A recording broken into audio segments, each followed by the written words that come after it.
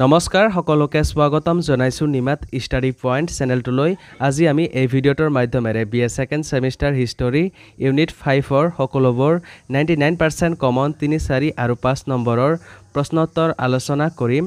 যদি তুমি এতিয়ালৈকে এই চেনেলটো সাবস্ক্ৰাইব কৰা নাই তেন্তে প্লিজ চেনেলটো সাবস্ক্ৰাইব কৰি দিবা আৰু এইটো ভিডিঅ' তোমালোকৰ বন্ধু বান্ধৱী অথবা হিষ্টৰীৰ হোৱাটছআপ গ্ৰুপত শ্বেয়াৰ কৰি দিবা। মৰমৰ ছাত্ৰ-ছাত্ৰীসকল, এইটো ভিডিঅ'ৰ ডেছক্ৰিপশ্যনত BA সেকেন্ড সেমিষ্টাৰ হিষ্টৰীৰ সকলো ইউনিটৰ ভিডিঅ'ৰ প্লেলিষ্টৰ লিংক দিয়া আছে, তাত ক্লিক কৰি তোমালোকে সকলো ইউনিটৰ ভিডিঅ'বোৰ চাই ল'বা। সো বলা তেন্তে বেছি পলম নকৰি আজিৰ ভিডিঅ'টো আমি আৰম্ভ কৰোঁ। মৰমৰ ছাত্ৰ-ছাত্ৰীসকল, ভিডিঅ'টো আগবঢ়োৱাৰ আগতে এটা সুখবৰ, তোমালোকৰ বাবে আমি অতি কম মূল্যত মাত্ৰ 29 টকাত BA সেকেন্ড সেমিষ্টাৰ হিষ্টৰীৰ মডেল কুৱেশ্যনছ এণ্ড এনচাৰ্ছৰ ই-বুক তৈয়াৰ কৰিছোঁ। যোৱা বছৰ যিসকল ছাত্ৰ-ছাত্ৰীয়ে এই ই-বুকটো ডাউনলোড কৰিছিল তেওঁলোকৰ ফাইনেল এক্সামত 100% কমন পৰিছিল বুলি তেওঁলোকে জনাইছে। তোমালোকেও যদি এই ই-বুকটো ডাউনলোড কৰিব বিচৰা তেন্তে স্ক্ৰীনত দিয়া হোৱাটছআপ নাম্বাৰ অথবা ডেছক্ৰিপশ্যনত দিয়া লিংকত ক্লিক কৰি তোমালোকে মোৰ মেনেজাৰৰ লগত কণ্টেক্ট কৰিবা। ধন্যবাদ। কুৱেশ্যন নাম্বাৰ 1, খালছা পৰম্পৰাৰ কিদৰে সৃষ্টি হৈছিল?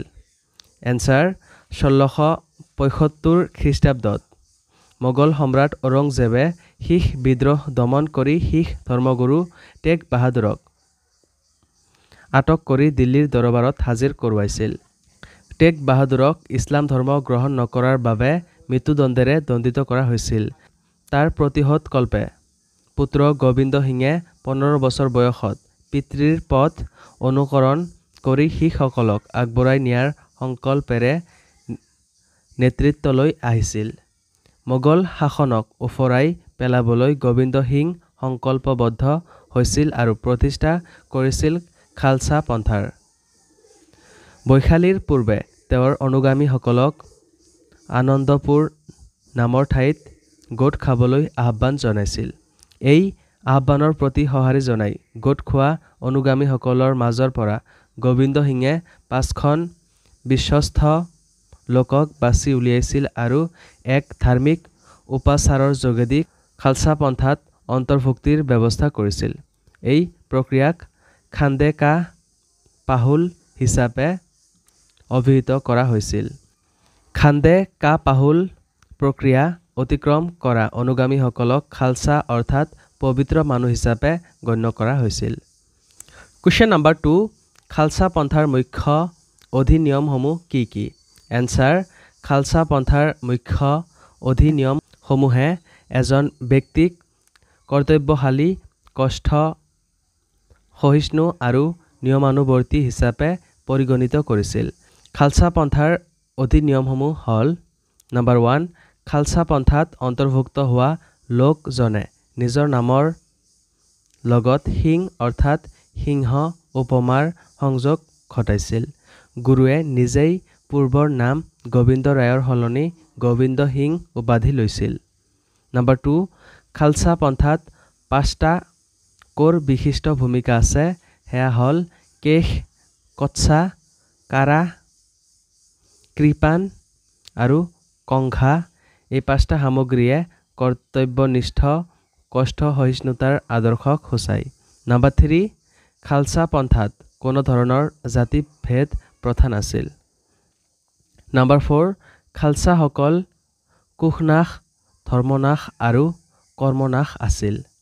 নাম্বাৰ 5, খালছাসকলে অনবৰতে অস্ত্ৰ কঢ়িয়াই লৈ ফুৰিছিল আৰু সৰ্বদা যুদ্ধৰ বাবে প্ৰস্তুত আছিল। কুৱেশ্যন নাম্বাৰ 6, খালছাসকলে পবিত্ৰ চিত্তেৰে জীৱন যাপনৰ ওপৰত গুৰুত্ব দিছিল আৰু ধঁপাত, সুৰা আদি মাদক দ্ৰব্য সেৱন নকৰিছিল। নাম্বাৰ 7, এজন নিৰাকাৰ ভগৱানক খালছাসকলে বিশ্বাস কৰিছিল। নাম্বাৰ 8, অমৃতসৰত থকা পবিত্ৰ কুণ্ডত স্নান কৰি তেওঁলোকে আত্মাক পবিত্ৰ কৰিছিল। খালছা অনুগামীসকলে এজনে আনজনক এইদৰে সম্ভাষণ জনাইছিল: বাহে গুৰু জি কা খালছা, বাহে গুৰু জি কি ফাতেহ। নাম্বাৰ 9, খালছাসকলে স্বধৰ্ম ৰক্ষাৰ্থে তুৰ্কী আৰু মোগলসকলক বিতাড়ন কৰাৰ ওপৰত গুৰুত্ব দিছিল। কুৱেশ্যন নাম্বাৰ 3, গুৰু গোবিন্দ সিং কোন? এনচাৰ: শিখ ধৰ্মৰ প্ৰৱৰ্তক গুৰু নানকে পনতে পাঞ্জাবৰ জাত কৃষক আৰু সমাজৰ অন্যান্য পিছপৰা শ্ৰেণীৰ লোকৰ মাজত তেওঁৰ ধৰ্ম প্ৰচাৰ কৰিছিল। তেওঁলোকৰ 10জন গুৰুৰ প্ৰথমজন গুৰু নানক আৰু শেষৰজন আছিল গুৰু গোবিন্দ সিং। গুৰু হৰগোবিন্দৰ নেতৃত্বত শিখ ধৰ্মাৱলম্বী লোকসকল এক দুৰ্ধৰ্ষ যুদ্ধপ্ৰিয় জনগোষ্ঠীত সংগঠিত হৈ পৰিছিল।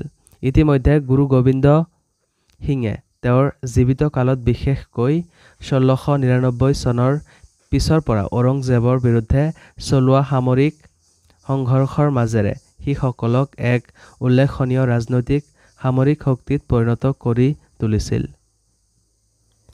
ঔৰংজেবৰ মৃত্যুৰ পিছত তেওঁ মোগল সম্ৰাট বাহাদুৰ শ্বাহৰ পক্ষভুক্ত হৈ এজন আগশাৰীৰ ডাঙৰীয়াত পৰিণত হৈছিল।